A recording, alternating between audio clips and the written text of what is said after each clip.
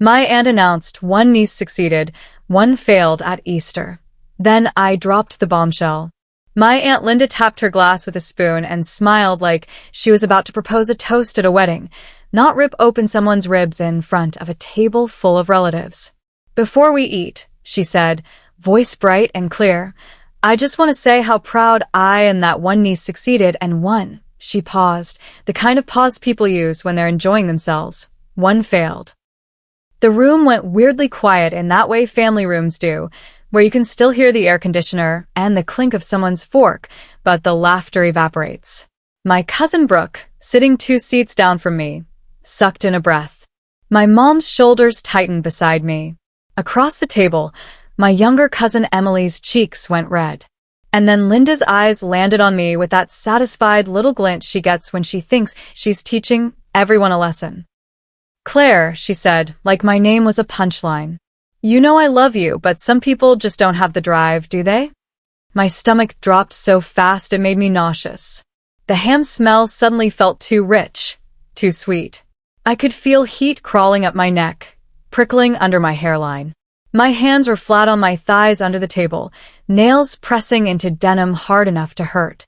I looked at my plate, paper napkins shaped like a bunny, little plastic eggs scattered along the table runner, and tried to breathe like a normal person.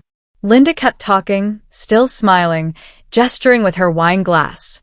"Meanwhile, our Emily is going to medical school," she announced, and everyone clapped automatically like they were trained. Emily's smile looked brittle, forced. Linda turned back to me and added, almost gently, "And Claire, well, Claire took a little detour, didn't she?" She said detour like it was a disease. I heard a few awkward chuckles. My dad coughed. My mom's hand hovered near my knee like she wanted to stop me from moving. I lifted my head and smiled right back at Linda, the kind of smile that feels like your face is splitting.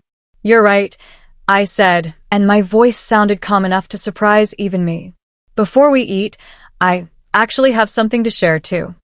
It was the way Linda's eyebrows twitched, just slightly, that told me she didn't like that.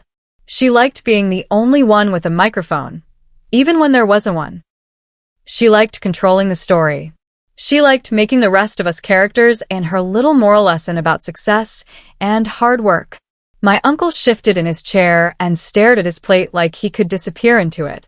Emily's eyes flicked to mine, wide and anxious, like she was silently begging me not to make this worse. My heart was pounding, but my hands had stopped shaking. I could feel every beat in my throat, steady and loud. Linda tilted her head, still smiling, but the smile had turned sharp. "Oh," she said, "this should be good." It was Easter Sunday, the kind where everyone shows up in pastel and pretends they haven't been talking about each other behind closed doors. Linda's house always smelled like lemon cleaner and roasted meat. She hosted every holiday because hosting gave her a stage. She had the big dining table, the matching plates, the centerpiece she'd post on Facebook with a caption about grateful hearts. She also had this habit of turning any gathering into a performance review. My cousin Emily is the golden girl in Linda's world. She's smart and sweet and genuinely hardworking, and I don't blame her for any of this. She's also been carrying Linda's expectations like a backpack full of rocks since she was a kid. When Emily got into med, Linda acted like she personally earned the acceptance letter. "We raised her right," she'd say, even though Emily's parents are divorced and Emily basically raised herself emotionally. And then there's me. I'm 26. I did well in school, but I didn't follow the family script. I studied communications, worked in events, then left a toxic job, and spent a year freelancing while I figured out what I wanted. To Linda, that year became my entire identity. Not Claire took a break. Not Claire pivoted. Just Claire failed. The thing Linda didn't know, because I hadn't told her, because I didn't trust her with anything that mattered, was that my detour had turned into something real. Not flashy, not traditional, but real. I'd started doing contract work for small businesses, building marketing campaigns, running launches, managing socials, the boring stuff people love to dismiss until it makes money. Over 18 months, it grew. Then I partnered with a friend. Then we registered a company. Then we got a big client. Then another. My calendar filled. My bank account stopped being a panic source. I was building something, quietly, because every time I'd shared a dream in that family, Linda had found a way to mock it. And there was another piece Linda didn't know. The piece that made my stomach twist every time she said drive like she owned it. 3 weeks earlier, my mom had called me late at night with that shaky voice she gets when she's trying to stay calm. "Claire," she said, "I need to tell you something, and I don't know how you're going to take it." I sat up in bed, heart thumping, and said, "Just tell me." She told me that Dad had been quietly paying Linda money. For years. Not loans. Not gifts. Payments. Because Linda's husband had lost a job, then another. Because their mortgage was behind. Because there were credit cards maxed out. Because Linda had been keeping the whole thing hidden while posting photos of expensive brunches and pretending her life was perfect.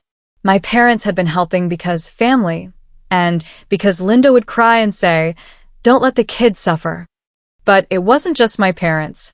Linda had been hinting, pushing, manipulating everyone. My mom said, "She asked us again. She wants more, and your dad is tired." I remember sitting there in the dark with my phone pressed to my ear, feeling my skin go cold. "Why are you telling me now?" I asked. "Because Mom said Linda had recently started asking about me." "She said you should contribute," Mom whispered, ashamed. "She said if you're living your little freelance life, you can spare something, and it's only fair." That was the moment I stopped feeling guilty about not being the daughter who showed up to every family dinner. Because it wasn't about love. It was about what could be extracted. So on Easter, when Linda lifted her wine glass and publicly labeled me a failure, something in me finally clicked into place. She didn't get to use me as a cautionary tale while her own house was quietly held up by my parents' money. I looked around the table. My dad wouldn't meet my eyes. Mom's lips were pressed together, her face tight. My brother stared at his mashed potatoes like they were fascinating. Emily looked like she was about to cry. Linda was still smiling. She loved this. I stood up.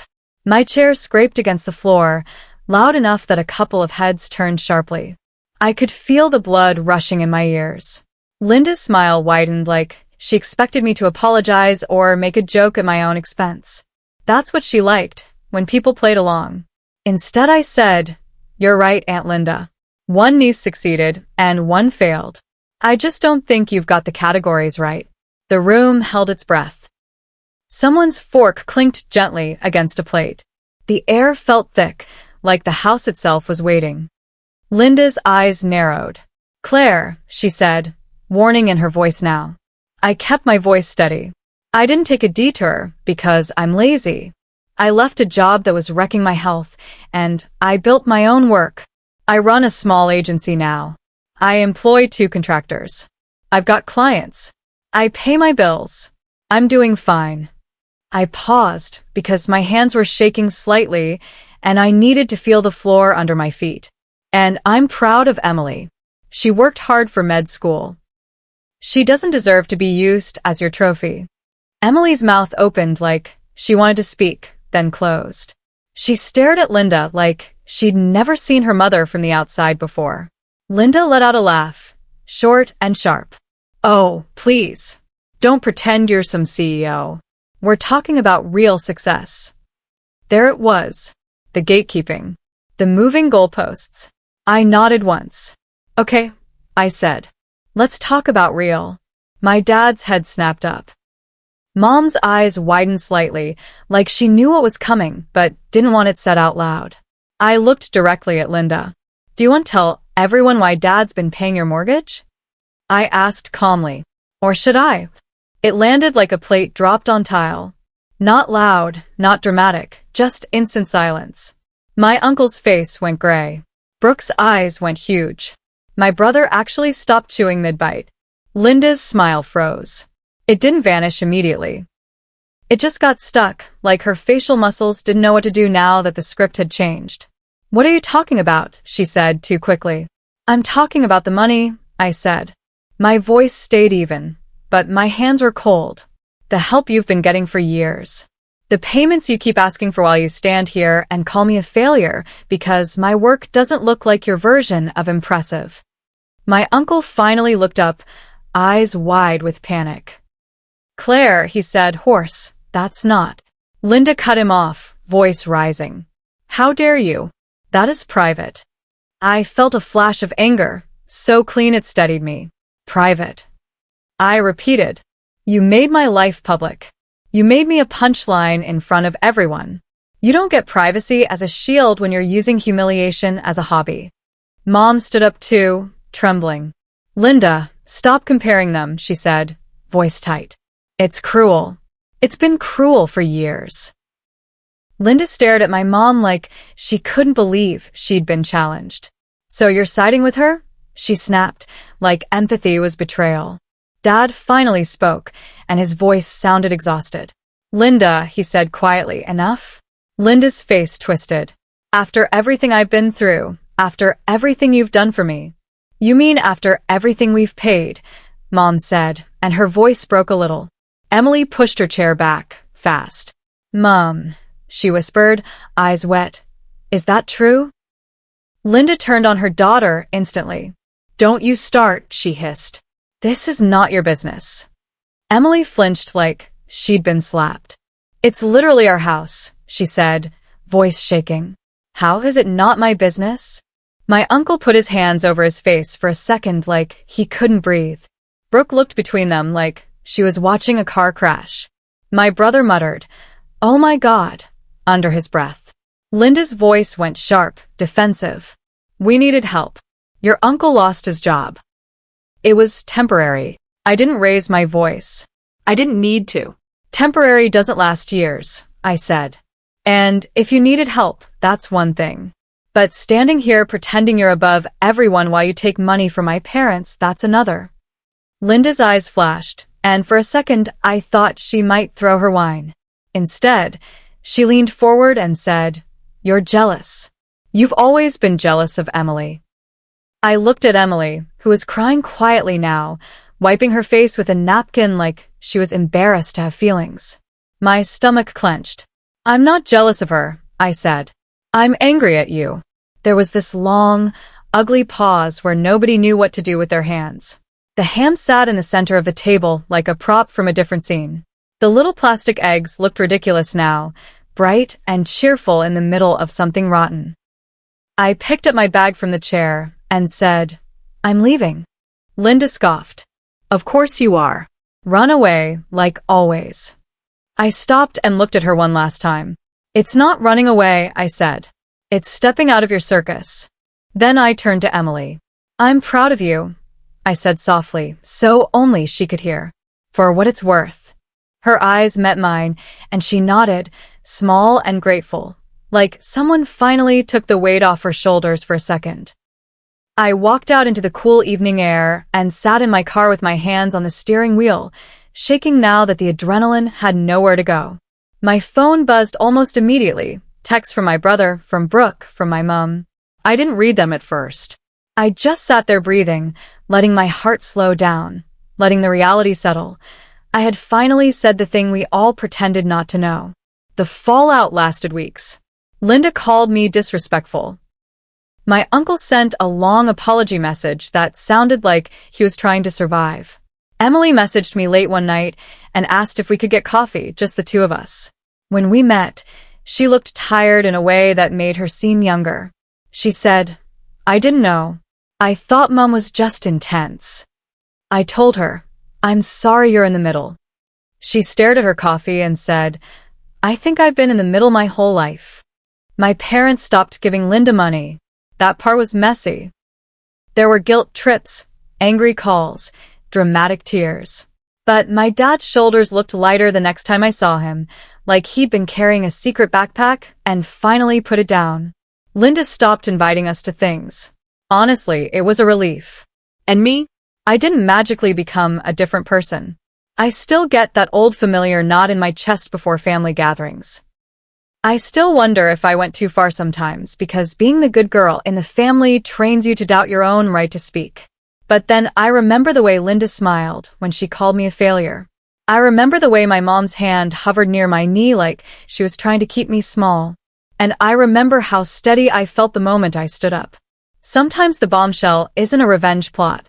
Sometimes it's just the truth, dropped on a table that's been built on lies. Thanks for watching.